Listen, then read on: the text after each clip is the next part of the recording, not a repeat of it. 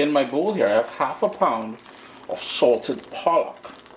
Now, gone are the days when I can afford salted cod. Salted cod is expensive. Salted pollock works just as good. Kind of winky eye, kind of good. Anyhow, salted pollock, bone, which means all the bones have been removed. And this is a quick way of doing it. As you saw, my kettle came up to a boil, boiling water in there. As that water cools down, it's going to rehydrate the salted pollock. Now, if you're using salted cod, prepare it how you usually prepare it. I can't afford the salted cod. And then I'm going to allow that to cool down. I'm going to rinse it and then shred it. And we're golden. As the salted pollock soaks in that boiling water, we've got yam. And this is the yam I'll be using today. This is a variety I find here in Canada. You take off that stem part there. And you can use a potato peeler. I just love using a paring knife. And this one cooks really soft, and it's a beautiful white yam. Really soft and nice. Now, if you come across spots like that, of course you'll have to cut that out. Any sort of discoloration, cut that out. And the trick to not only peeling this really thin is by using a paring knife, but also we want to cut the pieces the same size so they cook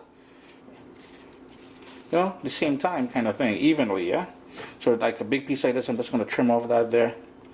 I'm going to cut that in half and get a nice little split into a pot with cool water, because that's going to prevent it from discoloring. And again, this is where, if you were to plant this back, this sort of head area here is where the stem and the shoots would come back out. So just trying to get rid of most of that, and I'm just going to continue peeling and putting into the pot there. Then we're going to bring it up to a boil. Like this one here, you can see it's already starting to go bad, but I paid $3 a pound for this, so I'm still eating some of that. Don't worry. Sadly, and that is an indicator there that all of it has gone bad, so I got to toss it out. I thought I'd be able to salvage it, so that's not the case tonight. But you can see this is what it's supposed to look like. And the other thing I forgot to mention, depending on how freshly dug this yam is, if it was fresh out of the ground, you may want to wear gloves or coat your hands with some vegetable oil, because the sort of sap, I don't know if I'll be able to show you guys, but there's a sort of a sticky sap there. It will cause your hands to itch. So by wearing gloves, you prevent that. And you notice how quickly this is going, right? Now, if you don't have enough, you can also add some potato in there. If you have Eddoes, if you have dasheen, if you have green cooking bananas. Oh boy, Uncle Chris not lucky tonight, but fortunately, I do have some Eddoes there, so I'm going to go grab those Eddoes. Yeah, this one has gone bad as well too. And these are the Eddoes. So again, using the paring knife, same idea. Now this one here it's going to take a little bit longer to cook. So what I'm going to do is cut this one smaller so it cooks the same time as the yam. And this one here, again, same idea. Wear gloves or coat your hands with and there's still some dirt there. That's why it's going in the water as well. I'm going to wash all of that out. Just going to cut that down there and then down the center, so in quarters. Now it's just a matter of rinsing it all. Make sure we get all of that dirt out. Give it one more quick little rinsey rinse. Then we're going to fill it up with water, make sure it's covered, and we're going to put it on the fire on a high heat and bring it up to a boil. Once it comes up to a boil, we'll go in with some salt. It's starting to come up to a boil now. So what we want to do is skim off the froth on the top here. We're going to discard that. That's just some little starch and impurities there at the top. Don't really stress too much about that. Now, try not to be too generous when salting. I'm going to turn the heat down. I want it on a rolling boil, not too vigorous. I'm just going light with salt because the salted fish that we're using will still have remnants of salt in it, and we don't want an overall salty dish when we're all done. Now we're going to pour out all that water, but as we do so, we're just going to kind of crush it up a little bit. Now remember, we're using salted fish with the bones removed, Now I'm just going to rinse it with cold water, and we're going to squeeze that out thoroughly before we get to breaking it up into shreds. So you're going to squeeze all that saltiness out of there. And there we go, nice big flakes of salted fish. If you're using cod, well, so be it. Whatever salted fish you got.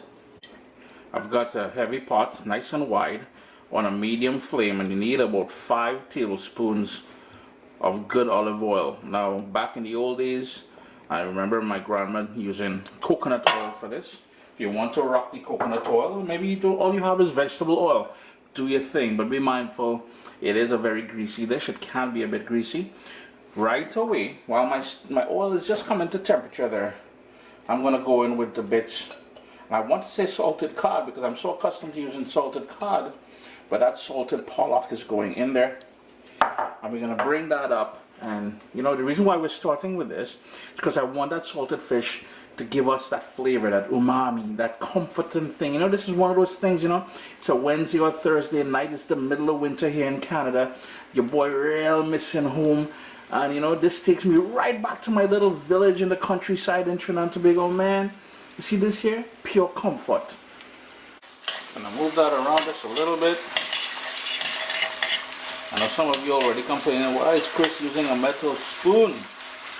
Hey, mute it if you need to. It's been about 2 minutes now, it's been sizzling there. Over there we've got that yam and that Eddoes blub blub bubbling away.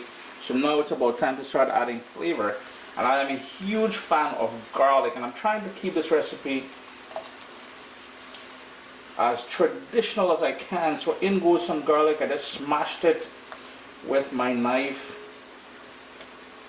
Like I said, I love garlic, so I'm going with a ton of garlic in there. Right away, we're going to go in with some black pepper. I want to go heavy on that black pepper as well. In goes 2 onions. Those are medium onions, nothing to really write home about, but nevertheless, 2 medium onions sliced really thin. I'm just going to work that in there. Heat still on medium because we want all those flavors to really shine through. Put on the fan over your stove and, you know, tantalize your neighbors a little bit with the saltfish. Now here's the thing, not everybody loves the smell of saltfish, but when I'm telling you it's sweet, oh gosh, it's nice. We're going to continue building flavors like our forefathers would, and we want the leaves of thyme. I just went in the back in my garden there. It is fall, so still got some thyme left over from my summertime gardening there. And you will add as much thyme as you want. If you guys want this printable recipe, let me know down in the comments below, and I'll reshoot it and put it up on CaribbeanPot.com. But I think I have an older one on there. Give that another quick stir. Ooh, and that thyme is shining through. It's shining through. Some more of that sort of onion flavor. Scallions. You want that to soften up as well. We got a couple more nice little ingredients to go in here to really make this thing shine, and you know, the whole idea is something comforting as well, right? And now another layer of flavor. I have here pimento pepper, a pimento pepper sliced up really thin, and that as well is from my garden. And this is what a pimento pepper looks like. No heat whatsoever, but tons of flavor. It's also lovingly known as a seasoning pepper in the Southern Caribbean. If you cannot get this, small thing, man, just move on. The other sort of flavor profile I want to add to there. Now, if you know anything about Scotch bonnet peppers, we've got this boy here, which is half ripe. We've got this boy here, who is fully mature or fully ripe, and total different flavor profiles. But when you go for the green ones, and this is not fully mature yet, this one here is a total different flavor profile. You will get some subtle heat from it, but not so violent that you can't handle it. So that's what I'm going to use here. I'm using the entire thing. You can cut back If you can't get this and you know all you have is habaneros, well, you know, do your thing. I ain't trying to stress anybody out. Seeds and everything in there, but remember, that seed will have sort of a gentle kick to it, yeah? By the way, all those peppers are from my garden, so you know, not only your boy is a star boy in the kitchen, he's a star boy outside in the dirt as well too, eh? And that is because I'm a country boy at heart, and mommy and daddy show me everything there is to do when it comes to food. We are about 5 minutes away from one of the most incredible weekday comforting meals you will ever have. You know, and it's COVID times, you know. I've not seen my mom and dad since January. I mean, it's very taxing on me because I'm accustomed to seeing them every weekend, basically. So this is just going to add, you know, a nice little comforting something for your boy Chris here as I make my way through this whole COVID thing. 2 tomatoes from my garden as well. And that popping with color there, boy. You see, this is what the Caribbean is all about. Their vibrancy, color, heat, spice, herbs, flavors. Boy, I'm real proud to be from the Caribbean. Our food is like unlike anything you've ever had. I guarantee you that. Yeah, real passionate tonight. And as that saltfish stew down there. It's been boiling now for about 10 minutes, and the easiest way to know if it's fully cooked, take a paring knife and go down the center of it. And notice how it's going all the way through. That means it's fully cooked, no give. See? So what we would do now, take it off the stove, drain it, and if you don't know anything about ground provisions or yam and Eddoes, we treat it like how most cultures would treat potatoes. It grows in the dirt, it grows down in the ground just as potato, and it is a starch, it is a carbohydrate. And there you go. It's all drained and it's just sitting on the side there. And all we would do now, we're just waiting for the saltfish to come together, and then we would just, you know, top that with the stewed saltfish. And I guarantee you it's the most comforting dish any Caribbean person will ever have. Well, there's some of them kind of sometimes. I shower there as well too. Quick little thing.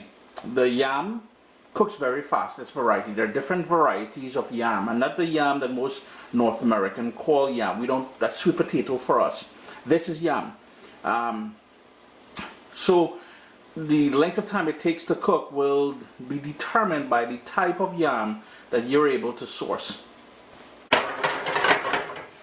It's all done now. It took close to about 10 minutes altogether from the time we started to the time. And you know, an indicator that it's done is when the tomatoes start falling apart there, and the onions is nice and soft, and you can really have that lovely flavor all throughout the dish. I'm going in with some chopped parsley there. You guys know I love my greenery to finish off with, and yo, we're done, man. Yes. Then on goes that salted cod. Well, I keep wanting to say cod. That saltfish. Yeah, that there is pure vibes for me. Just gonna drizzle on some of that flavored olive oil all over. And you know, this one of the reasons why I mentioned my mom and dad and not being able to see them and COVID and everything else is this is something on a Saturday morning my mom would make for myself, my brother, and my dad. So you know, it takes me back to that Irie time down on the islands, you know, making a mess, but small thing. Thanks for joining me in the kitchen tonight. Yam or provision. We had some Eddoes with stewed salted fish. Yo, I'm gonna go tuck in now. I hope you guys are coping with this whole COVID things, you know. Look out for your family and friends and stuff like that, and you know, wear that mask, the social distance, and be safe. Wash your hands, alright? Wash your hands.